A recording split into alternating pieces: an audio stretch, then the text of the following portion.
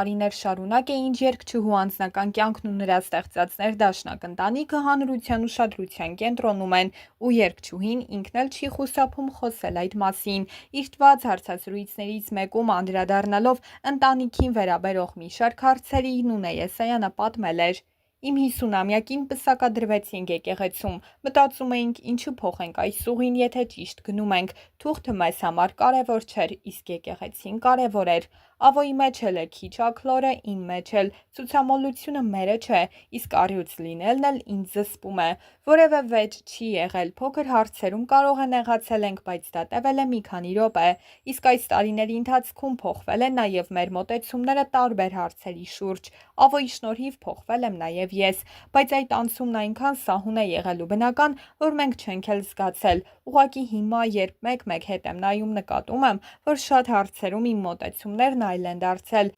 Ես իր բնավորությունից եմ ինչ-որ բաներ վերցրել ինքը իմ։ Տարիները ցույց տվեցին, որ մենք շոուի համար չենք ամուսնացել, մենք ընտանիք էինք ստեղծում, ոչ թե շոու ապահովում, իսկ ժամանակը ցույց տվեց, որ մեր միության հիմքում սերն է, ուրիշ ոչինչ։ Իսկ այսօր ունենք հրաշալի երկու երեխա, ինձ երբեք չի հետաքրքրել ուրիշի կյանքը, երբեք չեմ նախանձել, չեմ վնասել մարդկանց։ Էմոցիան է պակասել, որքան հնարավոր է օրվա ընթացքում մարդկանց հետ շփվեք, բայց համակարգչից դուրս։ Հայկական խոհանոցը ես շատ լավ գիտեմ, բայց հայկականի տերը սկեսուրս է։ Ես պատրաստում եմ յուրօրինակ ճաշատեսակներ՝ չինական, իտալական, ճապոնական, մի խոսքով աշխարհի կերակուրները։ Մենք լրիվ կիսել ենք, ամբողջ հայկական բաժինը սկեսուրինս է, իսկ աշխարհի կերակուրները իմը, այնպես որ շերեփի խնդիր չունենք։ Ավոն էլ երկուսիս պատրաստածը շատ հավանում է, իսկ խոհանոցն ընդհանրապես իմ թուլությունն է։ Ես այնտեղ ինձ շատ լավ եմ զգում,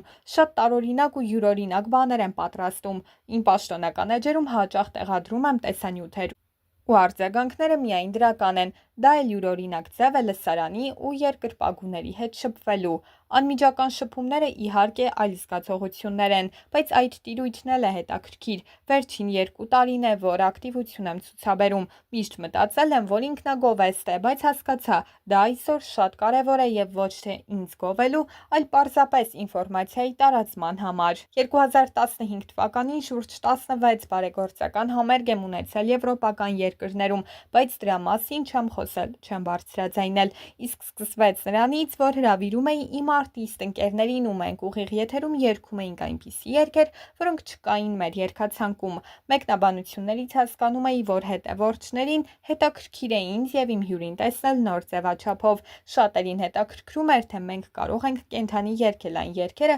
որոնք իրենք են ցանկանում։ Երգում էինք համաշխարհային հիթերից մինչև ժողովրդական։ Բացի այդ, եթե ուզում ես լսարանդ մեծ լինի, ապա պետք է գործես նաև համացանցում։ Արվեստը կանգ է առել պայմանավորված քովիդով եւ երկրի վիճակով։ Իհարկե կան երիտասարդներ, որոնք ակումբներում համերգներ են ունենում, բայց ես դեռ այն ժամանակից էլ չեմ երգել ակումբներում, իսկ վերջերս սկսել եմ ստեղծագործել։ Չգիտեմ Աստված այնտեղ վերևում ինչ է որոշել, բայց արդեն 2 երգի երաժշտություն եւ 1 երգի խոսքերի հեղինակ եմ։ 1 երգի խոսքեր էլ գրել է Ավետ Բարսեղյանը ու պատրաստվում ենք նկարահանել տեսահոլովակ։ Հիմա պատվերով է ամեն ինչ, իսկ պատվերով արված երգը չի կարող հույզեր փոխանցել։ Եթե քեզ ժամկետ են տալիս ու ասում են 1 շաբաթում բառերը գրել, հետո երաժշտությունը, ապա այդ երգերը միայն տուժելու են, իսկ այն երգերը, որոնք ծնվում են ու հետո առաջարկվում ինչ-որ մեկին, այլ ճակատագիր են ունենում, բայց այդ վիճակը միայն մեզ մոտ չէ, այլ ամբողջ աշխարհում։ Պատճառը թերևս այն է, որ այս նոր սերունդը այնքան զբաղված է համակարգչային աշխարհով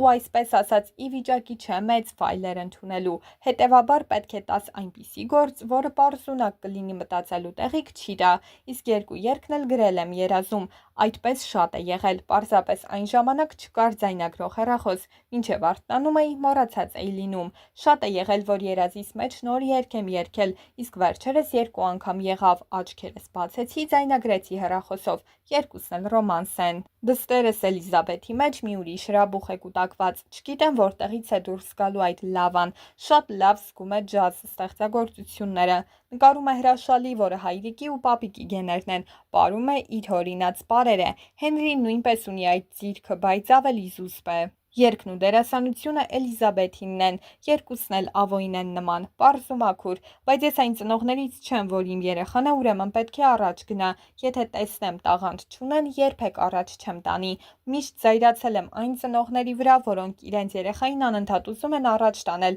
այն դեպքում, երբ երեխան տաղանդավոր չէ։ Տարիներ առաջ ձայնասկավառակները գումար վաստակելու միջոց էին, մեր ժամանակ CD-ները վաճառվում էին համերգի ժամանակ, հանդիսատեսը դուրս էր գալիս համերգից ու ոգևորված գնում էր, հիմա համերգ չկա, CD էլ չկա, բայց իմ հանդիսատեսը կայուն է, այսօր սերնդի խնդիր կա, իհարկե ունեմ երգեր նոր ռիթմիկայով, բայց միայն ունենալու համար, նաև չենք կարող չնկատել, որ երիտասարդ երգիչներից շատերը, օրինակ Գարիկն ու Սոնան, Արամեն Պետրին երգում են ժողովրդական երգեր նոր գործիքավորմամբ, իրենց ոճին հարմարեցված, բայց հիմքը ժողովրդական է, տարիներ առաջ ես էլ ժողովրդական երգեր սկսեցի երգել, դարձյալ նոր գործիքավորմամբ։ Վերջերս ակումբային մի քանի համերգ եմ ունեցել ու արձագանքները բավական լավն էին։ Ես ուր գնում եմ, իմ նվագարկիչը միշտ վերցնում եմ հետս։ Վերջերս փոքրիկ համերգ ունեցա Կիպրոսում։ Համերգը մեր էներգիան է, հոսանքը, իսկ հիմա 5 է պակաս, որպեսի հոսանքազրկվենք, որքան էլ հիվանդ լինեմ, վատ զգամ, գլխացավ ունենամ,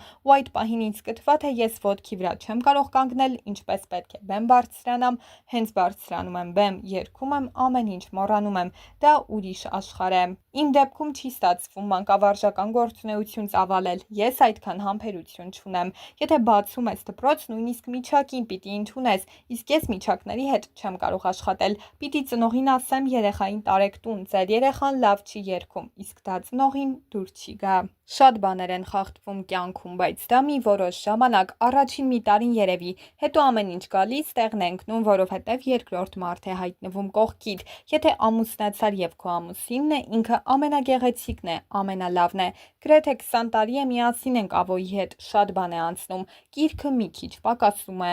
Ավո Խալացյանն էլ իր հերթին պատմել էր, որ Նունե Եսայանի եւ իր հանդիպումը եղել է գեղեցկության սրահներից մեկում։ Կաբինետ ուներ Նունեն Ետնամասում եւ ծրագրվում էր Փարիզի գալա համերգը, այդ թվում ես էի։ Կեցցեն ունեն, որ ինքն էլ լինելով այդ բնագավառի մարդ, կարողանում է առաջինը ինքը ունենալ այդ հավասարակշռությունը, հետո այդ հանդարտությունը զուսպ լինելու արվեստը փոխանցի։ Ես շատ էմոցիոնալ տաքարյունի մեկն եմ, շատ է օգնում, որ երկուսդ էլ արվեստի մարդ եք, դա օգնում է ներդաշնակ լինելուն։ Խանդը ընդհանրապես չի եղել, եթե բեմին հավատարիմ ես, փակվում են երկմտելու թեմաները։ Նունեն շատ խելացի է, նա մի քանի քայլ առաջ կանխատեսումներ ունի, շատ պրոֆեսիոնալ է իր գործի մեջ։ Իսկ անդրադառնալով իր հասցեին հնչող վատ մեկնաբանություններին երգչուհին նշել էր. Մարդիկ ատում են ինձ երբեմն գրում են ու ես ասում եմ Երանի ինձ ճանաչեր այս գրողը ու հենց հիմա ամոթից գետինը մտներ իր գրած մտքի համար, իսկապես վատ բաներ են գրում։ Ես չեմ նեղանում, ներում եմ։ Ես ամեն օր ավելի եմ սիրահարվում իմ երկրին, քաղաքին, շրջապատին, եւ որևէ մեկը մի հատ վատ խոսք ասեց, ես կարող եմ պայթել։ Միակ բանը, որ կարող է ինձնից անել, իմ երկրին, քաղաքին, հային կպնելն է։ Ես բոլորին սիրում եմ, վատ, լավ, միջակ հայերին։ Խոսելով հայաստանյան այսօրվա իրավիճակի մասին Նունե Եսայանն ընդգծել էր. Կոպիտ կհնչի, բայց սովորեցինք, բայց ծեծելով վերքը կոպտացավ, էլ ցավ չես զգում։ Եթե մի անգամից լիներ, կարող է խելագարվեինք լրիվ, բայց ես կարծես թե զգում էի, որ էլի է վատ լինելու։ Այս երեխաները երկակի հերոսներ են։ Ինձ քարկոծեցին, ինչ ասես ասեցին, երբ մի հաղորդման ժամանակ ասացի, ուր է այդ հայրենիքը, որ իմ երեխան ասի զոհվել են ինչի համար, բա ուր է այդ հայրենիքը, ինչ եմ ասելու, ինչ ձեռք բերեցինք, այդ խորը ցավից հետո պետք է երգեինք, երգելս չէր գալիս։ Հիմա ինձ ասում են երգի գետաշեն, չեմ երգում, այդ երգերը հանել եմ երգացանկիցս, չեմ կարողանում ոգևորել, մեր ոգին կոտրեցին, առաջին ամիսներին չէր ստացվում, հենց մտածում էի սիրտս ճմլվում էր, ասում էի ոնց երգել, բայց հետո հասկանում ես, կարելի է տանը սքալ, ողբալ, լալ, մի լավ լաց լինես, դատարկվի մեջդ, հետո գնաս քո գործը անես, նշել էր երգչուհին։